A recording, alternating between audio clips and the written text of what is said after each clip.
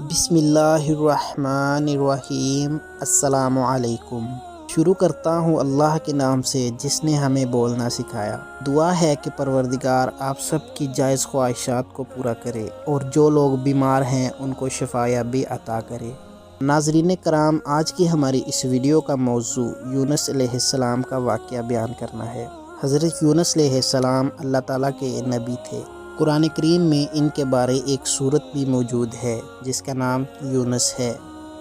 احباب زیوکار، حضرت یونس علیہ السلام کو اللہ تعالیٰ نے شہر نینوی کے باشندوں کی ہدایت کے لیے رسول بنا کر بھیجا تھا۔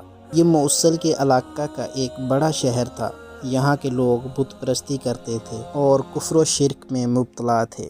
حضرت یونس علیہ السلام نے ان لوگوں کو ایمان لانے اور بت پرستی چھوڑنے کا حکم دیا، مگر ان لوگوں نے اپنی سرکشی کی وجہ سے اللہ عز و جل کے رسول علیہ السلام کو جھٹلا دیا اور ایمان لانے سے انکار کر دیا۔ حضرت یونس علیہ السلام نے انہیں خبر دی کہ تم لوگوں پر عنقریب عذاب آنے والا ہے۔ یہ سن کر شہر کے لوگوں نے آپس میں یہ مشورہ کیا کہ حضرت یونس علیہ السلام نے کبھی کوئی جھوٹی بات نہیں کہی ہے، اس لیے یہ دیکھو کہ اگر وہ رات کو اس شہر میں رہیں جب تو سمجھ لو کہ کوئی خطرہ نہیں ہے، اور اگر انہوں نے اس شہر میں رات نہ گزاری تو یقین کر لینا چاہیے کہ ضرور عذاب آئے گا۔ رات کو لوگوں نے یہ دیکھا کہ حضرت یونس علیہ السلام شہر سے باہر تشریف لے گئے۔ واقعی صبح ہوتے ہی عذاب کے آثار نظر آنے لگے۔ چاروں طرف سے کالی بدلیاں نمودار ہوئیں اور ہر طرف سے دھواں اٹھ کر شہر پر چھا گیا۔ یہ منظر دیکھ کر شہر کے باشندوں کو یقین ہو گیا کہ عذاب آنے ہی والا ہے، تو لوگوں کو حضرت یونس علیہ السلام کی تلاش و جستجو ہوئی، مگر وہ دور دور تک کہیں نظر نہیں آئے۔ اب شہر والوں کو اور زیادہ خطرہ اور اندیشہ ہو گیا، چنانچہ شہر کے تمام لوگ خوف خداوندی عز و جل سے ڈر کر کانپ اٹھے۔ سب کے سب عورتوں، بچوں، بلکہ اپنے مویشیوں کو ساتھ لے کر اور پھٹے پرانے کپڑے پہن کر روتے ہوئے جنگل میں نکل گئے۔ رو رو کر صدقے دل سے حضرت یونس علیہ السلام پر ایمان لانے کا اقرار و اعلان کرنے لگے۔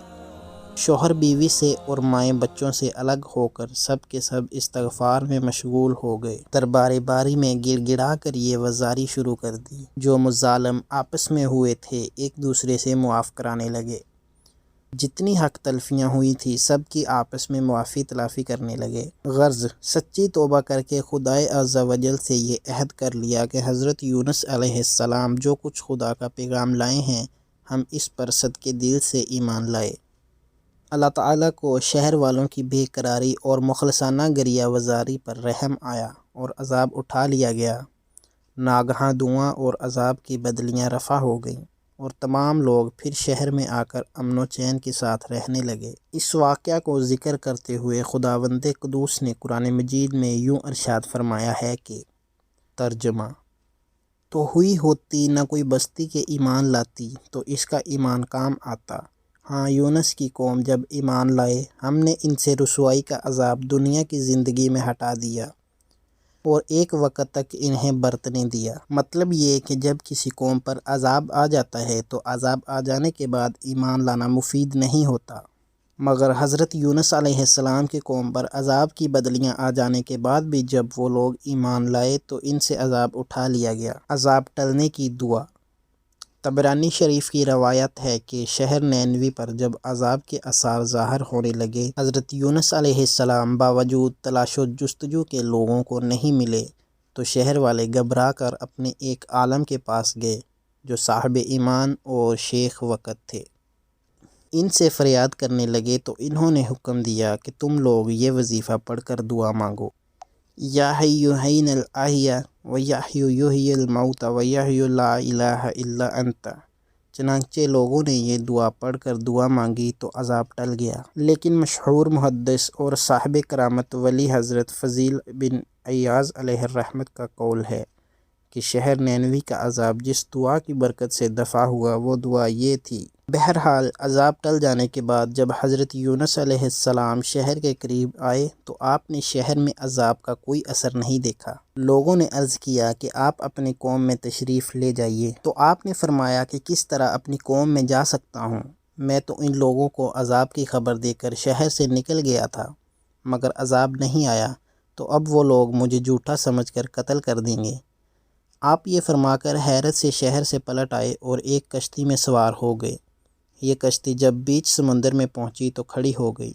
وہاں کے لوگوں کا یہ عقیدہ تھا کہ وہی کشتی سمندر میں کھڑی ہو جایا کرتی تھی جس کشتی میں کوئی بھاگا ہوا غلام سوار ہو جاتا ہے۔ چنانچہ کشتی والوں نے قرعہ نکالا تو حضرت یونس علیہ السلام کے نام کا قرعہ نکلا، تو کشتی والوں نے آپ کو سمندر میں پھینک دیا اور کشتی لے کر روانہ ہو گئے، اور فوراً ہی ایک مچھلی نے اللہ کے حکم سے آپ کو نگل لیا اور آپ مچھلی کے پیٹ میں جہاں بالکل اندھیرا تھا قید ہو گئے۔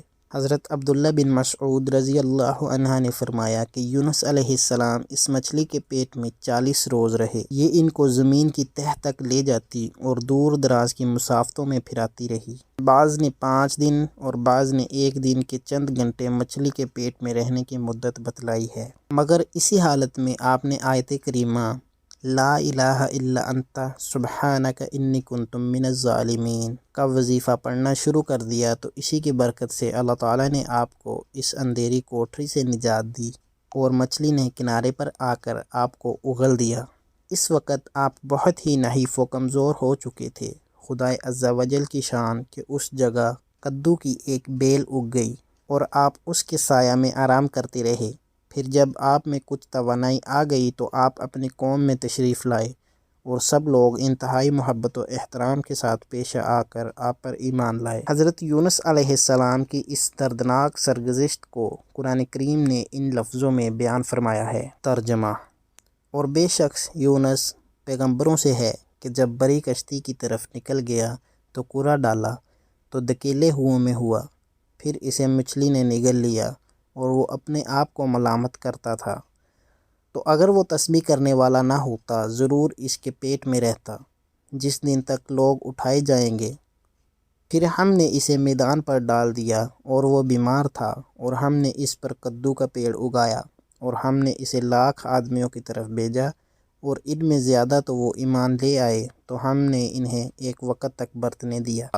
احباب زیوکار، حضرت یونس علیہ السلام کی دل دہلا دینے والی مصیبت اور مشکلات سے یہ ہدایت ملتی ہے کہ اللہ تعالیٰ خاص بندوں کو کس طرح کے امتحان، لیکن جب بندے امتحان میں پڑھ کر صبر و استقامت کا دامن نہیں چھوڑتے اور عین بلاؤں کے طوفان میں بھی خدا کی یاد سے غافل نہیں ہوتے تو ارحم الرحیم اپنے بندوں کی نجات کا غیب سے ایسا انتظام فرما دیتا ہے کہ کوئی اس کو سوچ بھی نہیں سکتا۔ غور کیجئے کہ حضرت یونس علیہ السلام کو جب کشتی والوں نے سمندر میں پھینک دیا تو ان کی زندگی اور سلامتی کا کون سا ذریعہ باقی رہ گیا تھا؟